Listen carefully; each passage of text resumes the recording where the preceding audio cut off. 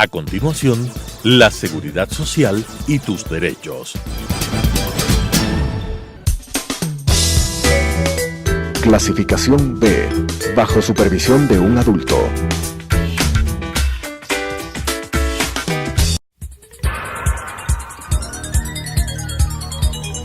Las opiniones vertidas en este espacio por la producción y dirección del programa son de exclusiva responsabilidad de sus autores y de quienes intervienen en ellos.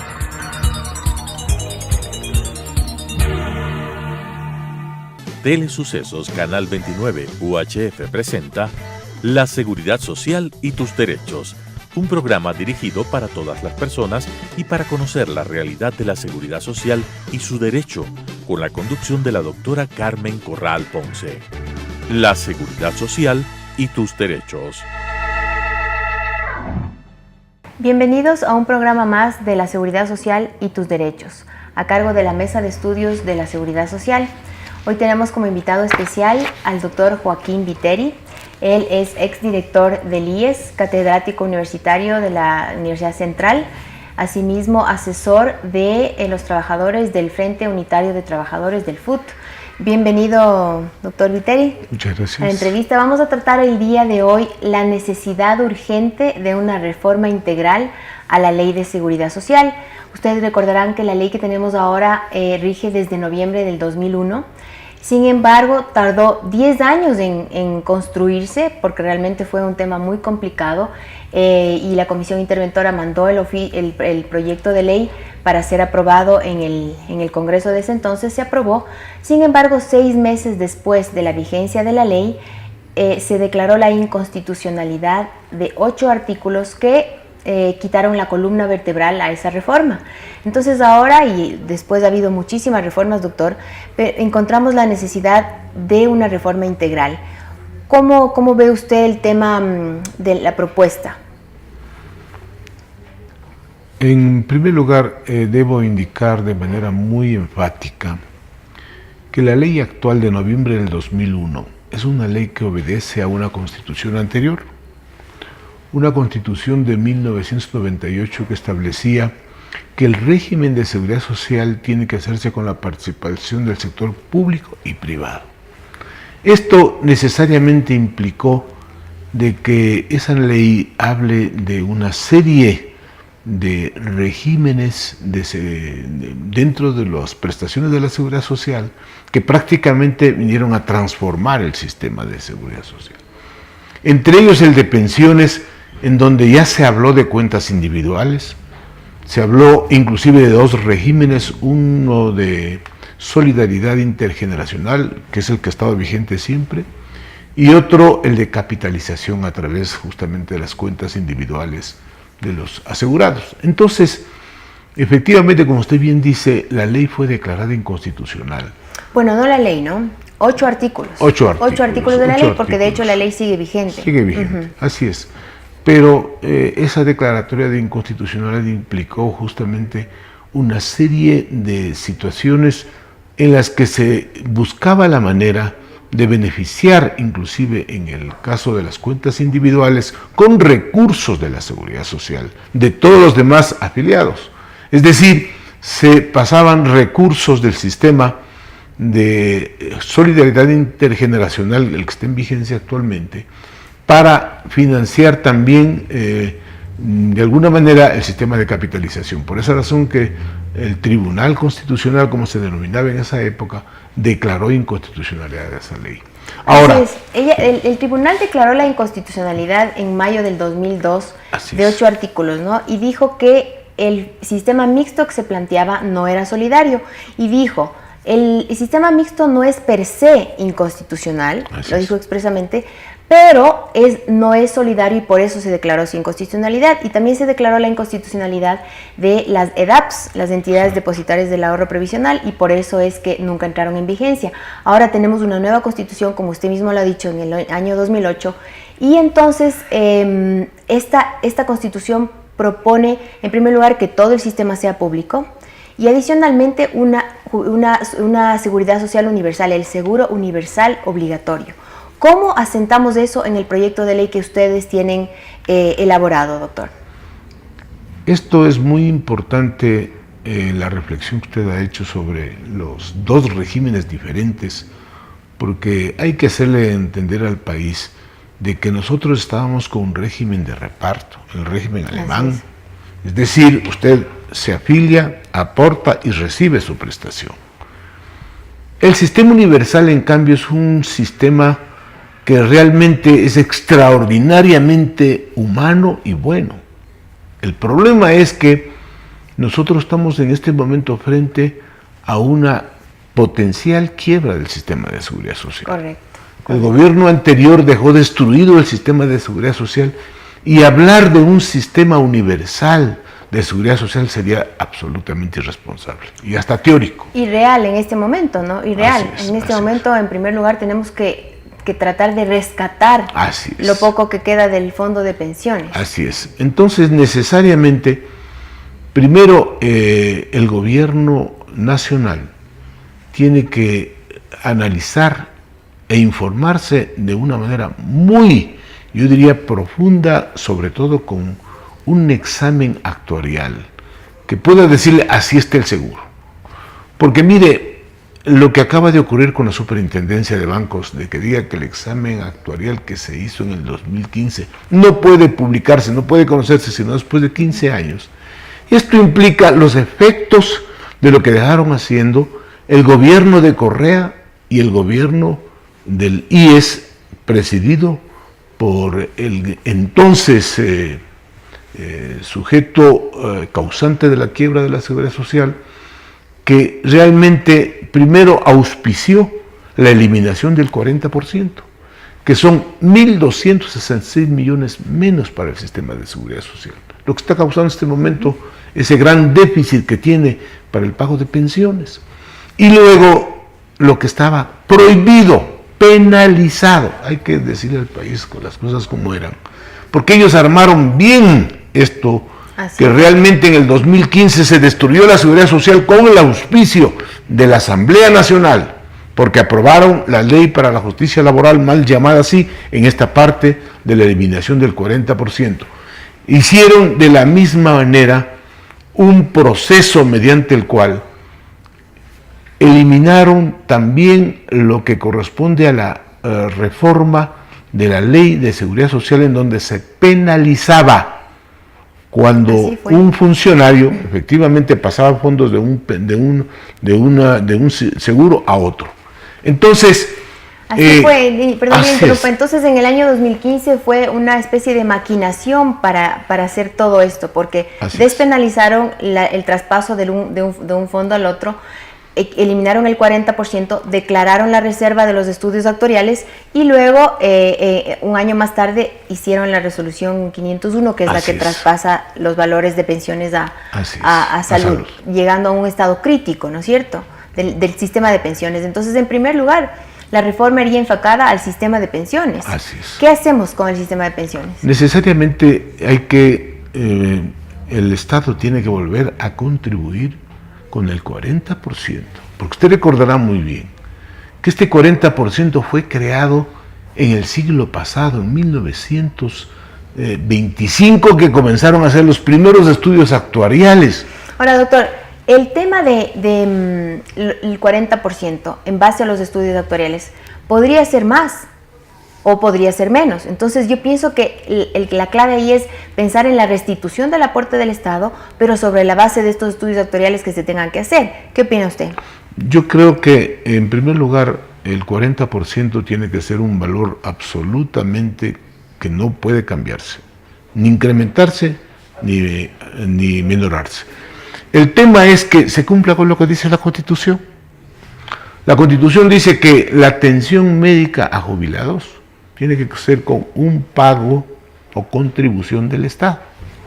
Igualmente, determina que la atención médica a los niños menores de 18 años tiene que hacerse con cargo al Estado. Es decir, tiene que crearse otros valores adicionales para las diferentes prestaciones. Para pensiones el 40%, para salud otros porcentajes que técnicamente tienen que establecerse luego del estudio actuarial, para efectos de que de esa manera pueda tener recursos del sistema de seguridad social para que no venga la quiebra inevitable. Por eso es que el actual presidente del Consejo Directivo, que ha sido designado por el gobierno, tiene una responsabilidad histórica. O destruye el sistema de seguridad social o, como usted bien lo ha dicho, toma las medidas correctivas que sean necesarias para poder salvar al sistema de seguridad social, y ahí sí pensar en una nueva ley de seguridad social. Y sobre todo, en lo que soñamos todos los ecuatorianos, en la protección universal de todos los ecuatorianos del sistema de seguridad social. Esto es ideal, sumamente ideal. Usted lo sabe porque doctor, se aplica en muchos países europeos, sobre todo en Inglaterra. Correcto. Entonces, si vamos a hacer en primer lugar la reforma al sistema de pensiones, también hay que plantear sobre la mesa, y justamente hablando de la mesa de seguridad social, justamente se ha propuesto un diálogo nacional para lograr consensos, ¿no es cierto? Para lograr a mediano plazo los consensos que den fruto para una nueva ley de seguridad social. Entre los temas que hay que poner sobre la mesa es justamente cuál es el sistema que debe tenerse en el Ecuador. Obviamente yo personalmente no estoy de acuerdo con una capitalización individual pura, porque no tenemos una realidad salarial, una realidad de pleno empleo como para poder tener un sistema como el chileno. Y el sistema actual es el sistema de reparto. ¿Usted qué opina del tema de un sistema híbrido, un sistema de intermedio, digamos, que pueda ayudar a que existe un pilar de solidaridad, pero también un pilar de individual, un sistema obviamente que sea solidario para poder hacer la reforma? ¿Ustedes plantean un cambio de sistema en el proyecto de ley o no se plantea? Por supuesto. Lo que usted ha dicho es absolutamente muy coherente, porque efectivamente no podemos en ningún momento decir, bueno, el sistema de reparto desaparece. Yo pienso que efectivamente debemos rescatar todo lo positivo de lo que corresponde justamente al sistema de aportación y de recibir una prestación que esté justamente muy vinculada con lo que usted está aportando.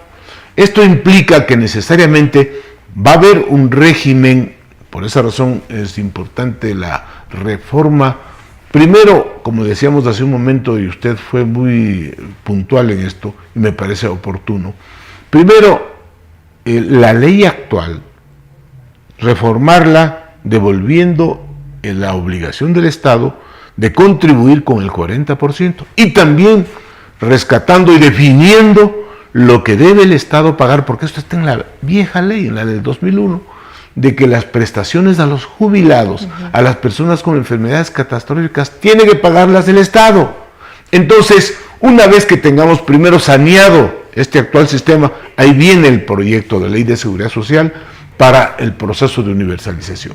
O sea, saneemos primero el actual sistema de seguridad social, salvémoslo, y ese es el reto que tiene el presidente del Consejo Directivo, para que pueda realmente ejercer una función que sea concordante con la situación actual de la seguridad social. Es decir, primero salvarla de la quiebra al sistema de seguridad social.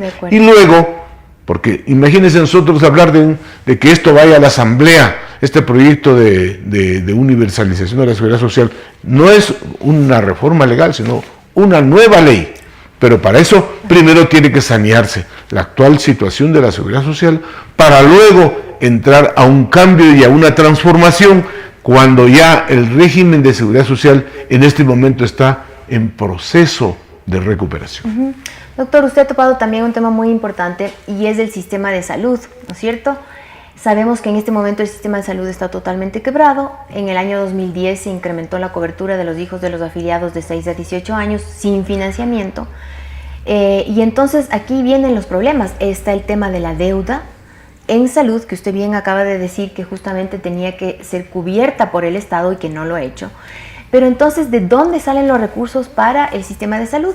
Recordemos que inclusive en la propia Ley de Seguridad Social hay un artículo, que en este momento se me va el número, pero ya preveía que para salud tenía que ser el 10% de aporte, solamente para salud. Entonces sabemos que el sistema de salud necesita ingentes recursos y por lo tanto, ¿de dónde sacamos? Yo siempre he dicho que una de las medidas urgentes que hay que tomar en este momento es buscar la alternativa de financiamiento de la atención de salud de los hijos de los afiliados.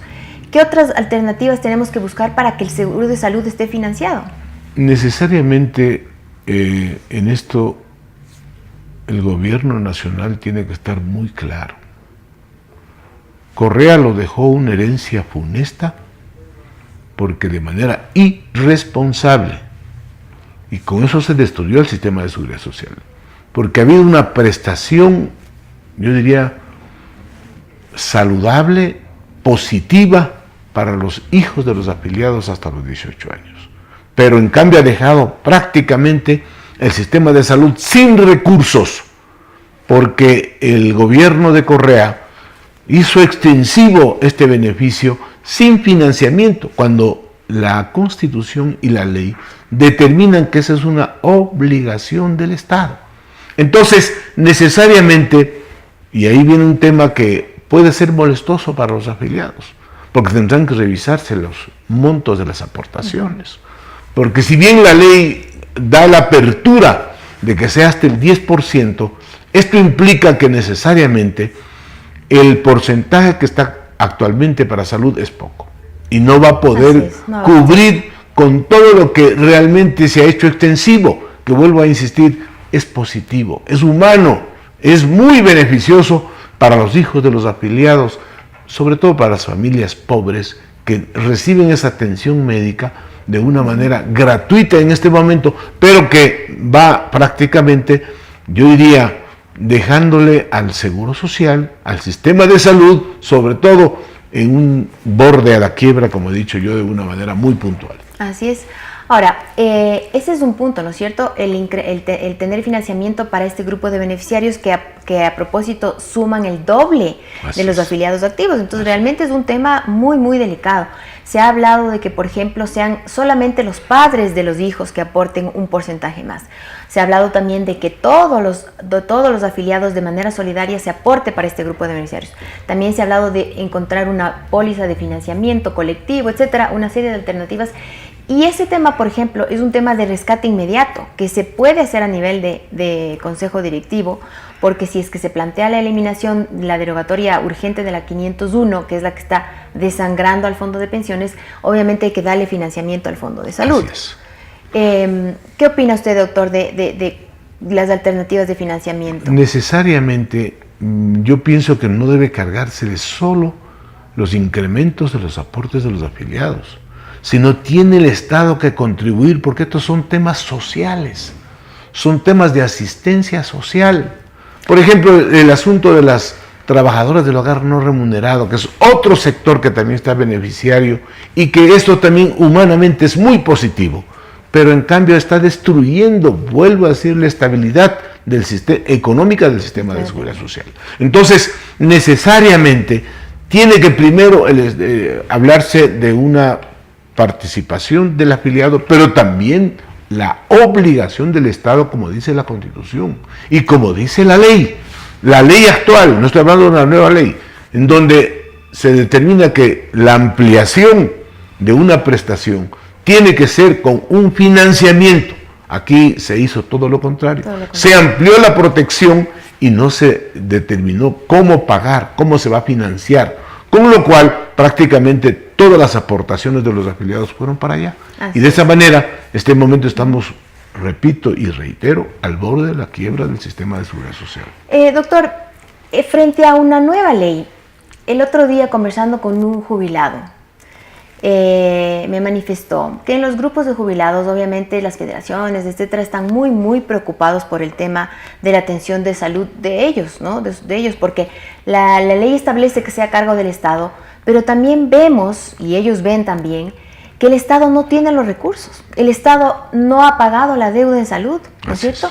Y la idea sale de este jubilado conversando conmigo, que me dice, algunos jubilados estamos ya con la conciencia y con el ánimo de que los propios jubilados aporten un porcentaje pequeño para la atención de salud de su pensión. ¿Usted qué opina de esa idea? A mí me pareció realmente una iniciativa excelente y me sorprendió, pero pienso que en este punto del estado de la situación del seguro de salud, sobre todo, el arrimar el hombro sería algo muy positivo. A mí me pareció una excelente idea. ¿Usted qué opina de esta posibilidad? Porque de hecho estamos viendo que el Estado no lo ha logrado, no está pagando la deuda y ahora se sigue acumulando, no está en el presupuesto de este año pagar la deuda. Así es. Entonces estamos viendo que la realidad es que el Estado no tiene los recursos. ¿Qué le parece esta idea? Me parece una idea positiva, pero yo sí soy contrario a dejar que el Estado, de manera irresponsable, porque este gobierno inclusive no incluyó en el presupuesto general del Estado la deuda que tiene el Estado con el IES por las atenciones médicas a los jubilados y a las personas con enfermedades catastróficas. Entonces, este gobierno también está siguiendo la misma línea del gobierno de Correa. En esto hay que estar muy claro, señor presidente. Si usted quiere salvar la seguridad social, como lo dijo el otro día en una rueda de prensa, necesariamente tiene que hacerlo el Estado primero, ya determinando, bueno, nosotros vamos a incluir en el presupuesto, ya sería del 2019, porque del 2018 ya no está, todo lo que corresponde como obligaciones del Estado, y en este momento iría cubriendo primero la deuda que ya está definida, que la Contraloría General del Estado, que deberíamos agradecerla, actuó de manera muy responsable. La Contraloría General del Estado ya le ordenó el pago al Estado. Así es. Entonces, así es. necesariamente, si no partimos de ahí, hablar de un incremento, o mejor dicho, de una aportación de las pensiones de los jubilados, estas tienen que hacerse necesariamente una vez que el Estado asuma con su obligación, comience a pagar, y ahí sí nosotros también diríamos, bueno, señores, el Estado ya está al día en la deuda que tiene con el IES y está buscándose la manera de salvar la estabilidad económica, la sostenibilidad del sistema de seguridad social para el futuro, porque yo no quisiera ni pensar en el futuro. Cuando yo me pongo a ver cómo está la seguridad social, les veo a mis hijos y a mis nietos que no van a tener prestaciones. Así es. Entonces, si no se toman las medidas urgentes, pues no va a llegar. Ahí sí, luego de que el Estado asuma con responsabilidad lo que le corresponde de acuerdo con la Constitución y la ley, y entregue los recursos al IES para que pueda ya el IES comenzar a estabilizar su economía, su financiamiento, la sostenibilidad del sistema de seguridad social. Ahí sí, señores, ahora sí vamos todos solidarios también a aportar para poder, de alguna manera, los jubilados, las personas beneficiarias que tienen enfermedades catastróficas, aporten con un valor bastante, podríamos decir, humano, porque tampoco podemos nosotros pedirle a un jubilado que pague un aporte sumamente alto. Claro, que realmente tendría que ser un porcentaje pequeño. Exacto. Estamos viendo entonces los temas principales de la futura reforma tienen que ser el sistema de pensiones, el sistema de salud. Ahora topemos otro tema, doctor, que también es básico y fundamental, que es el tema de la institucionalidad. El tema del consejo directivo del IES. Bueno, en este momento estamos hablando solamente del IES, ¿no? Porque obviamente ISFA y ISPOL también merecen un tratamiento y una reforma específica, pero en este momento el tema del IES, porque ya vemos que el consejo directivo, su actuación politizada deja mucho que desear. No hay un tratamiento técnico de la seguridad social cuando eso es lo que corresponde. ¿Hay algún planteamiento respecto al tema de la institucionalidad en el proyecto que ustedes están planteando? Bueno, nosotros tenemos un cambio radical de todo. En esto hay que estar muy claros, porque un sistema universal implica una protección a toda la población. Entonces ahí necesariamente se buscan todos los mecanismos, las regulaciones jurídicas, para que pueda un sistema ser realmente protector. Entonces, en la medida en que se vaya determinando una participación, una contribución del Estado, las aportaciones que tienen que hacer los afiliados, las aportaciones que tienen que hacer los jubilados, y podríamos decir ya un financiamiento que dé seguridad al sistema, creo que ahí estamos caminando hacia una verdadera ruta de poder dar un sistema de seguridad social justo. Pero dentro de lo que corresponde a la integración de un consejo directivo, nosotros consideramos que este momento está solamente integrado por los asegurados y por los empleadores, y el Estado, obviamente. Nosotros creemos que debe conformarse un Ministerio de Seguridad Social, para que haya un organismo realmente que vaya a establecer políticas muy claras, porque para la universalización nosotros consideramos que deben unificarse todos los sistemas de bienestar social, de ayuda, que en este momento con diferentes denominaciones se lo ha hecho para proteger a los sectores más desprotegidos. Y en gran medida, con esa unificación de un sistema de seguridad social, habrá un ministerio y un consejo directivo en donde también participen los campesinos, los afiliados con sus representantes. Es decir, incrementar el número de representantes del consejo directivo para que puedan de esa manera tomarse decisiones más coherentes y más concordantes con la sostenibilidad del sistema y de un futuro de la seguridad social que sea realmente sostenible. Muy bien, doctor. Lamentablemente se nos ha acabado el tiempo y quedan muchísimos temas sobre la mesa, sobre el tapete, para discutir en una futura reforma integral a la Ley de Seguridad Social. Seguramente me encantaría contar con usted nuevamente en una futura entrevista para seguir profundizando en este tema, y a ustedes muchas gracias por su atención.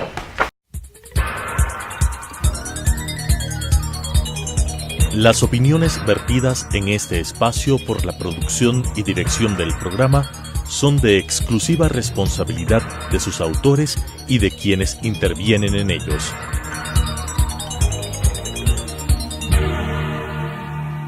Telesucesos Canal 29 UHF presentó La Seguridad Social y tus Derechos, un programa dirigido para todas las personas y para conocer la realidad de la seguridad social y su derecho, con la conducción de la doctora Carmen Corral Ponce.